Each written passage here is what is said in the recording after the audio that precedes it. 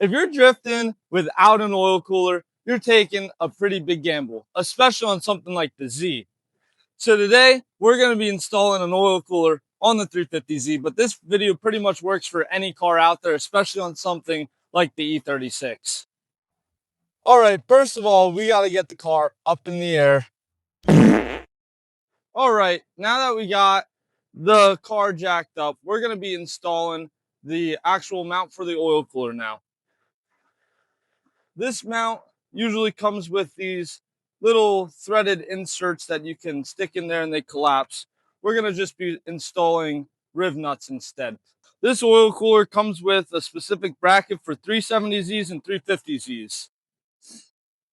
There's already pre-drilled holes in your core support. All we're doing is just dropping riv nuts right in there, and then we can bolt this right up. So this bracket just now gets bolted right in there. Pretty simple. Once you get these threaded in, you'll just be using a 4mm Allen.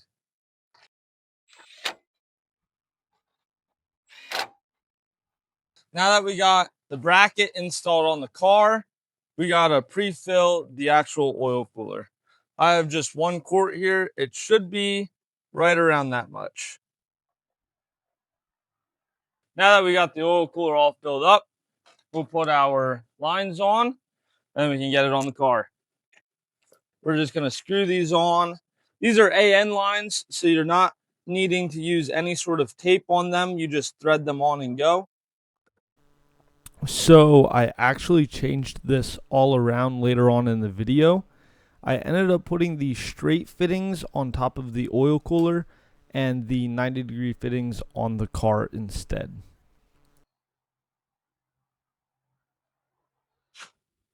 Now we can just use an adjustable to torque these down.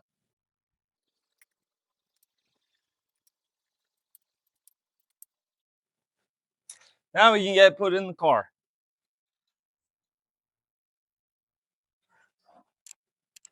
I'm going to be running these lines right up through here just temporarily.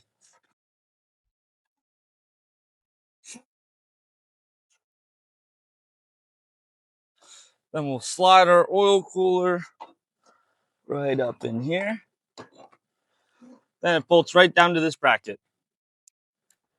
So this kit just comes with some 10mm bolts that we can just drop right in.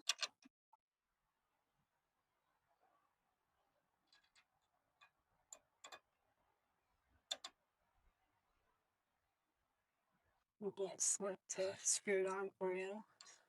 Slipping all around. Now we can just use a 10mm wrench and a 10mm ratchet, torque it down.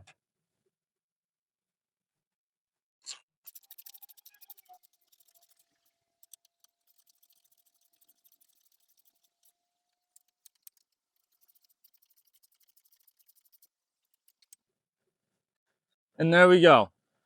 Now that we got the oil cooler installed, we need a 14mm socket, at least for the 350Z, to drain the oil out.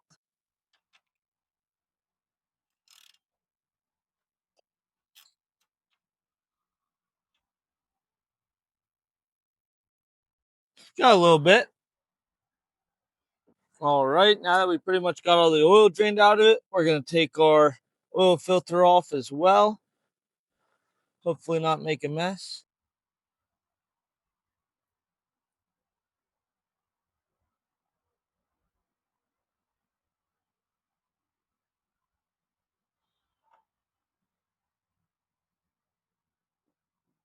Now that we got it all drained out, we'll throw our plugs back in there. We can take our 14mm, tighten it back down.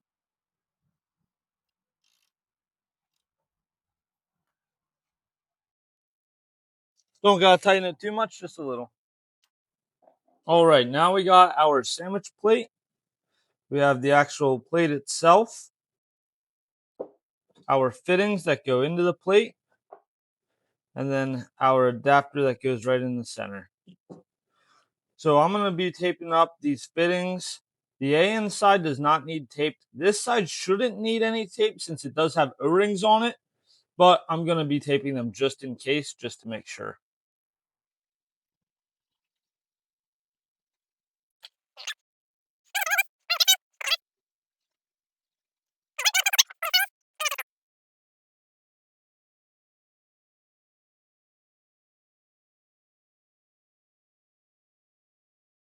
But we're going to install this now. There's a little gasket on here, right here. We're going to put a little bit of oil on it.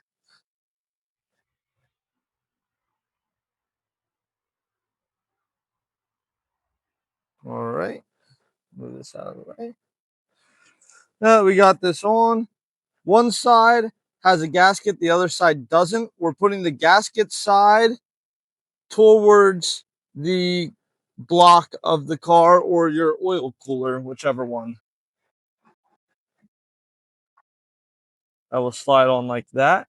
Then we have our little fitting, which we'll be able to slide that right in there and screw this down. All right, guys, small change of plans real quick.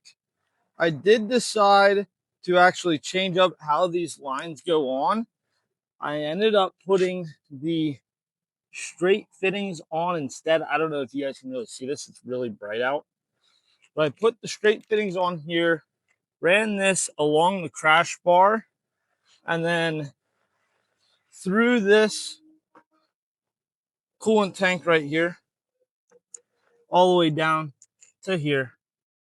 I put the 90 degrees on down here instead because before they came way down towards the ground and it just didn't seem safe. So this is what we're working with instead. All right, guys, just like that, we got this now torqued down.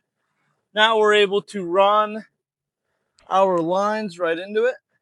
So I'm starting with the line that is furthest left of the oil cooler, since it can reach a little bit farther than the other line. Get our adjustable out. Let's hold this in place. Get that torqued down nice and tight. Grab our line from the right side of the oil cooler, the driver's side. Let me just torque this down as well. And there we go. Now we can get our oil filter out right here. I'm going to be rubbing a little bit of oil along the ring, same as we did with the actual sandwich plate. Now we can go ahead and install our filter.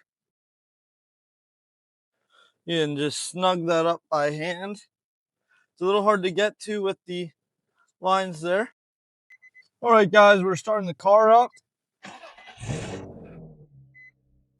Check for leaks. Got the jack and the stand under here. First spot is on the cooler. Everything looks clean here. Now we can go underneath. I'm not seeing nothing. Drain looks good. The sandwich plate looks good. All the lines look pretty good.